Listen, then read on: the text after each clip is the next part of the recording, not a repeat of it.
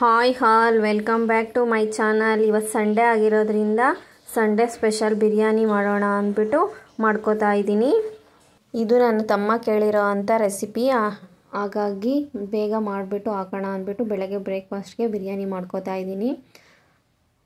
ಅದಕ್ಕೆ ನಾನು ಇವಾಗೆ ಗೊತ್ತಾಗಿರಬೇಕು ನಿಮಗೆ ಯಾಕೆ ಈ ಥರ ಹೆಸರಿಟ್ಟಿದ್ದೀನಿ ಅಂದ್ಬಿಟ್ಟು. ನೋಡಿ ಅದಕ್ಕೆ ಏನೇನು ಬೇಕು ಅಂತ ತೋರಿಸ್ತೀನಿ.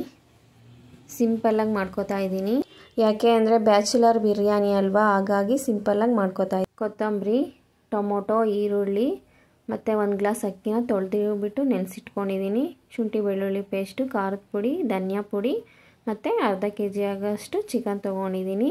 ಮತ್ತು ಸ್ಪೈಸಸ್ಸು ಎಲ್ಲ ಆವಾಗ ಹಾಕಬೇಕಾದ್ರೆ ತೋರಿಸ್ತೀನಿ. ಎಣ್ಣೆಗೆ ಹಾಕಬೇಕಾದ್ರೆ ಇಷ್ಟಿದ್ರೆ ಸಾಕಾಗುತ್ತೆ. ಇದು ಸಿಂಪಲ್ಲಾಗಿ ಮಾಡೋಣ ಅಂತ ಮಾಡ್ತಾಯಿರೋ ಬಿರಿಯಾನಿ ಅಷ್ಟೇ. ಈಗ ಸ್ಟವ್ ಮೇಲೆ ಒಂದು ಕುಕ್ಕರ್ ಇಟ್ಬಿಟ್ಟು ಆಯಿಲ್ ಹಾಕೋತಾ ಇದ್ದೀನಿ. ನೋಡಿ ಈಗ ಸ್ಪೈಸಸ್ ಎಲ್ಲ ಇದೆಯಲ್ಲ ಅದನ್ನೆಲ್ಲ ನೋಡಿ, ಇಷ್ಟು ಸ್ಪೈಸಸ್ ಇದ್ದರೆ ಸಾಕಾಗುತ್ತೆ. ಈಗ ಸ್ವಲ್ಪ ಎಣ್ಣೆ ಬಿಸಿ ಆಗಿದ ತಕ್ಷಣ ಈ ಸ್ಪೈಸಸ್ ಎಲ್ಲ ಸೇರಿಸ್ಕೋತಾ ಇದ್ದೀನಿ.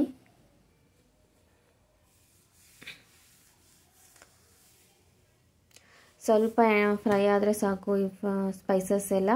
ಆನಂತರ ಈರುಳ್ಳಿ ಹಾಕ್ಕೊಳ್ಳೋಣ. ಈಗ ಈರುಳ್ಳಿ ಎಲ್ಲ ಹಾಕೋತಾ ಇದ್ದೀನಿ.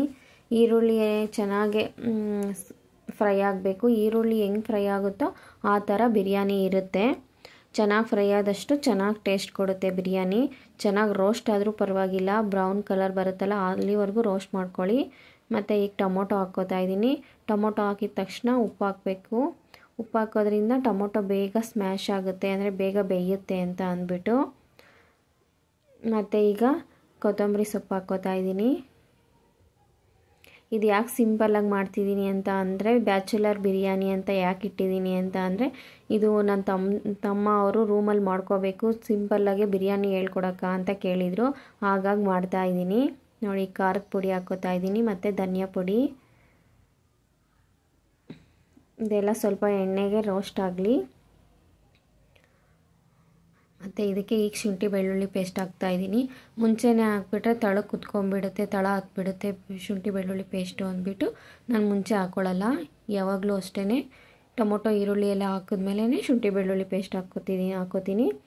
ಮತ್ತು ಈಗ ಚಿಕನ್ ಹಾಕ್ಕೋತಾ ಇದ್ದೀನಿ. ಚಿಕನ್ ಎಲ್ಲ ನೀರು ಚೆನ್ನಾಗಿ ಬಿಡಬೇಕು, ಅಲ್ಲಿವರೆಗೂ ಫ್ರೈ ಮಾಡ್ಕೊಳ್ಳಿ. ಅಲ್ಲಿವರೆಗೂ ಅಕ್ಕಿನೂ ಹಾಕೋಕ್ಕೆ ಹೋಗಬಾರ್ದು. ನೋಡಿ ಸ್ವಲ್ಪ ಎಲ್ಲ ಚೆನ್ನಾಗಿ ಫ್ರೈ ಆಗಿದೆ. ಈಗ ಸ್ವಲ್ಪ ಅರಿಶಿನ ಹಾಕ್ಕೋತಾ ಇದ್ದೀನಿ. ಅರಿಶಿನ ಹಾಕೋದ್ರಿಂದ ಸ್ಮೆಲ್ ಇರಲ್ಲ ಅಂದ್ಬಿಟ್ಟು ಅಷ್ಟೇ.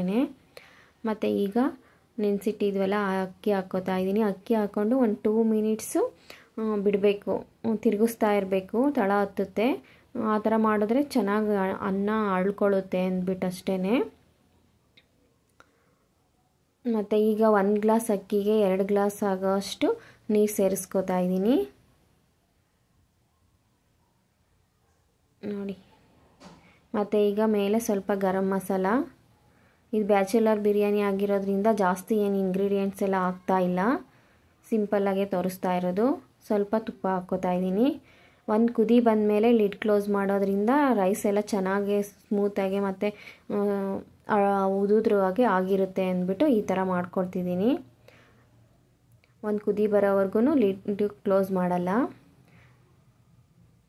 ನೋಡಿ ಈಗ ಕುದೀತಾ ಇದೆ. ಈಗ ಲಿಡ್ ಕ್ಲೋಸ್ ಮಾಡ್ತಿದ್ದೀನಿ.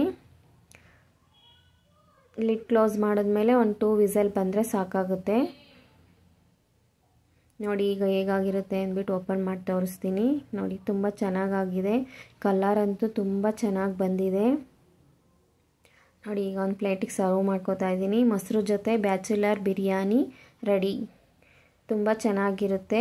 ಈ ವಿಡಿಯೋ ಇಷ್ಟ ಆದರೆ ನೀವು ಒಂದು ಸತಿ ಮನೆಯಲ್ಲಿ ಟ್ರೈ ಮಾಡಿಬಿಟ್ಟು ಹೇಗೆ ಬಂದಿರುತ್ತೆ ಅಂದ್ಬಿಟ್ಟು ಕಮೆಂಟ್ ಮಾಡಿಬಿಟ್ಟು ನನಗೆ ತಿಳಿಸಿ. ಪ್ಲೀಸ್ ನನ್ನ ಚಾನಲ್ಗೆ ಸಬ್ಸ್ಕ್ರೈಬ್ ಮಾಡಿ. Thank you.